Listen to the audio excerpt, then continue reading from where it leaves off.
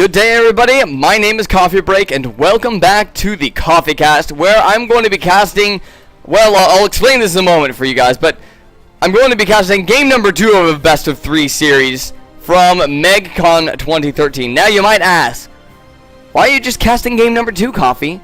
Why not game number 1, Coffee? And I say very explicit words that I'm not going to use on my cast, and then calmly explain, because I've already casted game 1 twice.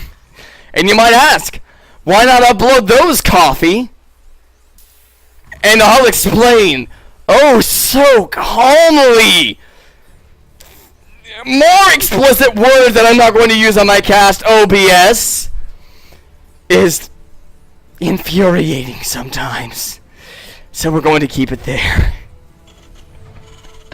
I can't do it again. I mean, casting a game twice is hard enough. Casting it 3 times, I can't even imagine. So we're going to just go ahead and do game number 2. I will tell you exactly what happened in game number 1 here. You can tell by the aggravated tones how much I love software. Why am I studying to be a programmer? Not a pro gamer, a programmer. On the top right-hand side, we have ClarinetKeys as our red Terran player. She was the winner of game number 1. She actually did a 2 barracks, double tech lab, combat shields, concussive shells push, which is something that we saw a lot in the mid-time area of Wings of Liberty. We need like the era of Boxer, or the era of Naniwa or something to be able to describe what's going on, honestly. Looks like there was going to be a pylon block by the natural expansion by her opponent of Hanaavim on the bottom left-hand side. He is the blue Protoss player there, and he is Forge fast expanding versus a Protoss player. Why? Oh my gosh, that's actually a cannon rush on the low ground of the natural expansion. SCV's immediately being pulled down to deal with this. They're attacking the wrong building, though. They need to be trying to take out this pylon. The pylon, oh, never mind. There actually is a second pylon there. I'm not even sure what she should attack in this case. Right now, it's almost best just to sack this area. Just wait till you get Marauders. Wait till you can get siege tanks out on the map. But no, she is going to go for it. Might actually be able to take down the first pylon. She is going to be able to take down the first pylon, but she needs to be able to get the second pylon as well, because that, oh, this is not going to end well. She just needs to retreat right now, and that's what she's going to be doing. And, oh, she is able to keep at least 1 Marine alive, which is nice. The cannons cannot see up on the high ground. What is Hanaavim doing? These are like the most oddly positioned buildings. This actually, I guess, kind of works because it does block off some of the surface area on these cannons to make it harder for the SCVs to surround. But there aren't fire bats in StarCraft 2, so that's not that big of a deal. There was the Forge in a weird position for Hanaavim there. I guess that was not scouted out. ClarinetKeys did scout around her base early on for cannons in base, but I don't think that she ever would have expected to scout down in the natural expansion as well. Bunker going up on the high ground. I think that that is a very appropriate response, actually, to make sure that nothing can run up and try to get vision on the high ground to start picking stuff off. Second barracks going down as well. I would love to see the second gas taken by her to lay down a factory to start getting siege tanks out on the map. I think that would be probably her best bet against something like this. And actually, as odd and counterintuitive as it might sound, I think creating another command center just to get a lot of SCVs out on the map and extra muling power, maybe even scans, would probably not be the worst idea in the world. And I think Hanaavim might actually be going for a contain here by placing a couple of cannons down out here to make sure that ClarinetKeys can't get out of her own base. Oh, that probe just getting annihilated. The +1 range of the bunker, by the way, quite nice as well. Quite nice as well. Probably will be fairly useful here.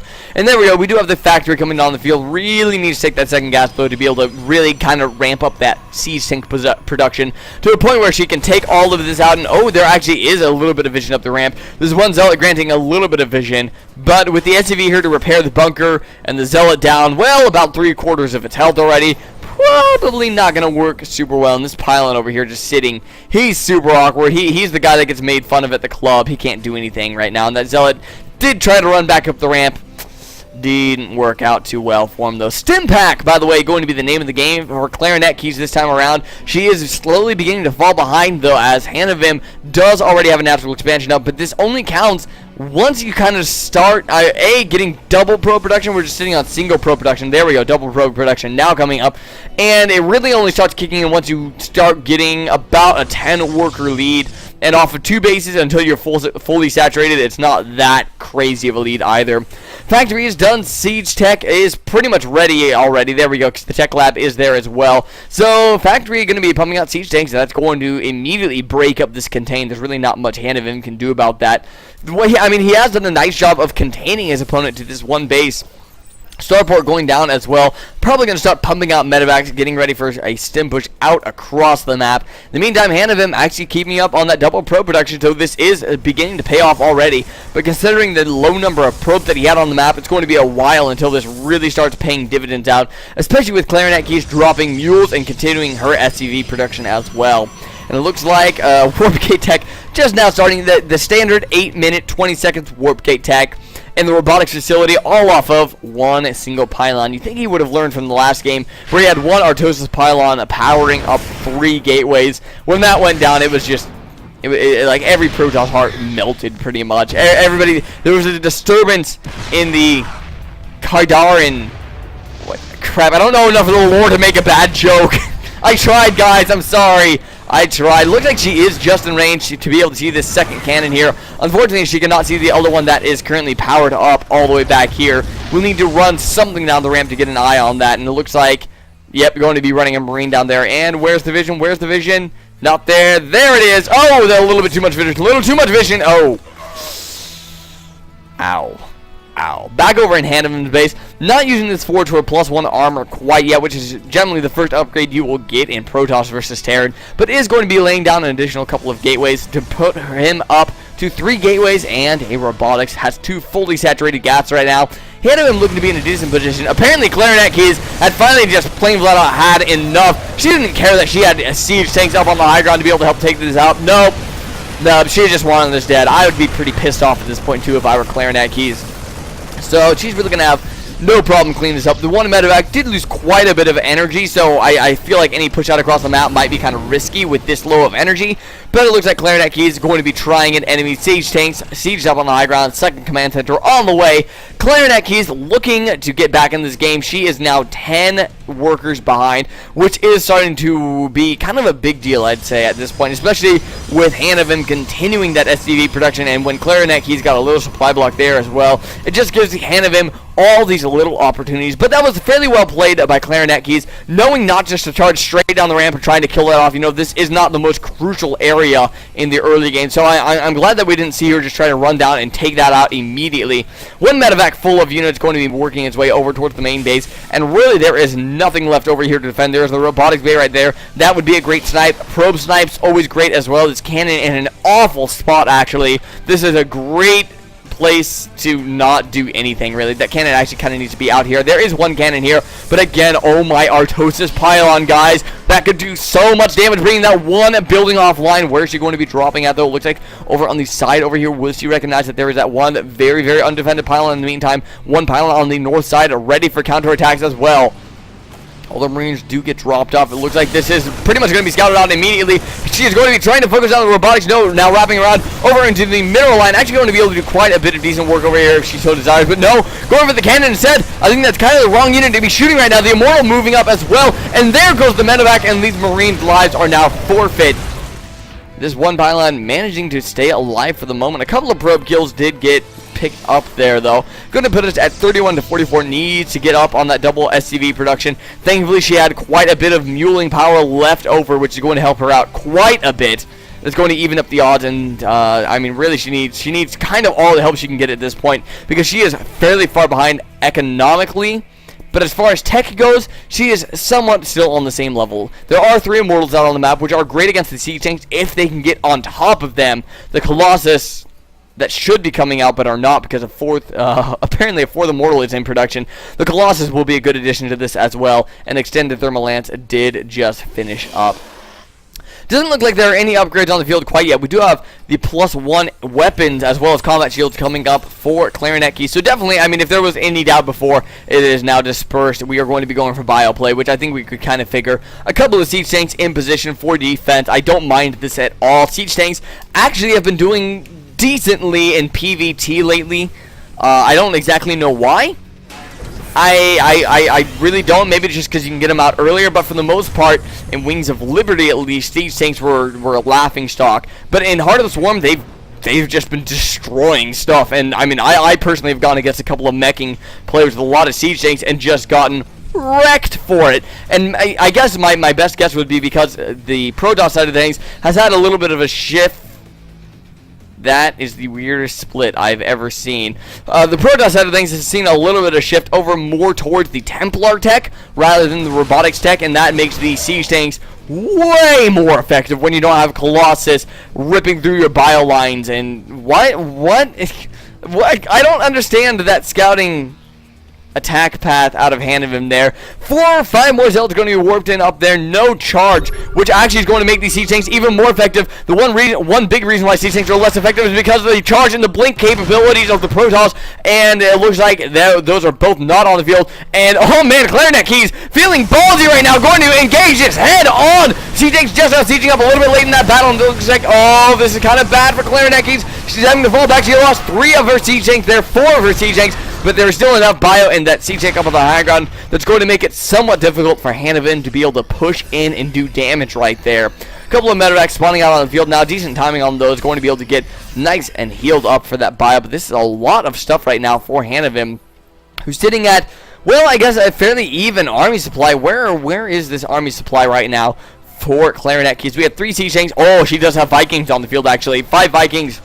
A great number versus 1 Colossus. Probably should cut the Viking production. She also has a decent little bio force as well, and medevacs up in the air to help with that. So I think actually ClarinetKeys is going to be fine for the moment. She is completely caught up in that harvester count, by the way. So, and with a couple of extra bunkers here, yeah, she is just fine from any attack. We do have gravitic boosters, which I believe is observer movement speed. Yes, it is observer movement speed. More sentries and zealots coming down to join the fray here. But with only 1 Colossus, this is just not a good decision by Hanaavim. He needs to wait for these additional 2 Colossus to be spawning out on the map. Looks like this observer going to be flying over, getting a little idea of where these siege tanks are positioned. And oh my goodness, just going in for it once again. That siege tank getting 1 shot off, but there are siege tanks shelling away from the command center behind. That's a lot of zealots. But again, without charge, they're just going to be so much less effective. But the siege tanks putting a lot of fire down on the bio ball, but with no Colossus back. Does Hanaavim have enough to break this? I think the answer is no. They are falling so fast. The Vikings even landing to join the fray there. And it looks like ClarinetKeys, this is going to be close, but I think she is going to hold there. And yes, 3 units. And pretty much all these units are going to be dissipating at once. Just enough in the meantime. There's a lot of the reinforcements. 4 Marauders going to be flying over into the main base here. What is back to defend? Well, I know we have at least 2 Colossus back here somewhere. There's 1, but it looks like the bio force, actually all the forces just kind of moving into bad position there to be able to deal with it. The Marauders dropping off here, not quite simming up yet. There is that 1 Colossus there that could get picked off very easily. The medevac not healing up. There we go. Now going to be getting in a position where it can start healing units up. But with all the forces back over here, that's just not going to be enough. Dead Marauders. But here comes another little force of units coming out from ClarinetKeys. Has she spotted this third? She has. She's going to be running up here. Only 2 probes here, but this would be a very nice pickup. Do not want to let your opponent getting on too high of an economy. +1 armor just now finishing up for really both players here. And that's going to even up our upgrade count a little bit. These 2 Colossus are going to be running over here. I don't think that they're going to be here in time to be able to stop the sniping of this 3rd base. Oh, it's going to be kind of close. And no, this 3rd base is most definitely going to die. The focus fire on that building. And, oh, that is not a Vader 7 Nexus. It is not going to survive with 11 HP. Unfortunately, these Marines are all going to die. But I really don't think that that is that big of a deal, because that puts ClarinetKeys actually on a greater economy than her opponent. She has a planetary fortress up over at the 3rd base, dropping bunkers. She has some siege tanks over here as well. She's in a fairly good position economically, going up to 54 over 50 harvesters at this point. This is going to be her first worker lead in the game. The Twilight Council just now going down, which means that ClarinetKeys actually has a great window here to attack before Archons get on the field. 4 Colossus, a 5th one joining up now as well. 6 actually. Did I say Colossus?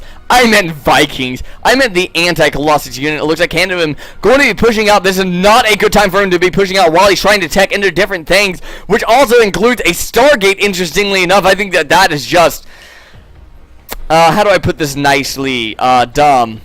Dumb is the word I'm looking for. The Twilight Council is a great move, but moving out while he's trying to get all this tech up, not that great of an idea. And this is now scouted out by ClarinetKeys, because Hanaavim, well, just straight out, attack something, and oh, there is the planetary fortress here, but the two Colossus could make it easy enough to snipe a lot of the SCVs. The Elemental, everybody's just going to be floating that down that planetary fortress, and it is going to die. Where's the rest of the army for ClarinetKeys? It is coming up from the rear. Sieging up. The Vikings are in position. They're taking out the Colossus. One Colossus does fall, and there is so much fire on the field, but no medevacs up in the air. It's going to make these units die just so much faster, but ClarinetKeys is going to have enough needs to remax from medevacs after losing the previous ones to drops. But this is going to be cleaned up, but a snipe for a snipe now. This one Marauder, oh my, this Immortal, oh my gosh. There are 16 kills on that Immortal right now. Now having to drop down to the ground. I think that I'm going to pretend I got killed off by the SCV. It didn't, but I'm going to pretend. Because heck yes. Templar Tech now coming out onto the field, but there's just so little army on the field right now for Hanaavim. And without a third base, he has really no economy. And I mean, yeah, the probe count very even, but if you look at the income, well, actually, I guess the income fairly even as well, because this base just about mined out, and with mules, the natural are very, very close to being mined out as well. But it looks like this is actually the time for ClarinetKeys to push out. She has had enough. She got Canada rushed to this game, and she is not happy about it, and this could be the killing blow. There is a decent little gateway force down on the field right now, but again, without Archons, this is going to be very difficult to hold. Blink coming on the way. That is not going to be done in time. There are going to be two Immortals being popping out of those robotics facilities, which is just an interesting decision. There really should be Colossus coming out. Storm coming on the way, but they are not. That is not going to be done on time. 6 Templar did just get warped in as well. The Archons going to be late joining the fray. Are they going to be here in time though? I just don't know. The Vikings landing down in the flanking position. This army going to be mopped up by ClarinetKeys, and she is going to be pushing into the natural expansion as well. Forge almost getting target fire down here from the Archons. These bio units very, very clumped up. Needs to micro those back, but just going to tank it outright. The Archons falling low on health. The shields are gone. The Archons are all dead now, and Hanaavim dropping to just 55 supply. There's very little left on the map for Hanaavim. In fact, just down to 5 army supply to 50 army supply. Going to be using a little bit of his bank to try to get some units back onto the map. The next push, I mean, technically, yes, he would have Storm ready, but oh no, he won't, because here comes that push. And there's the GG from Hanaavim. ClarinetKeys is winning 2-0 in this series, and for some reason, I have absolutely no breath right now. I am not breathing at all.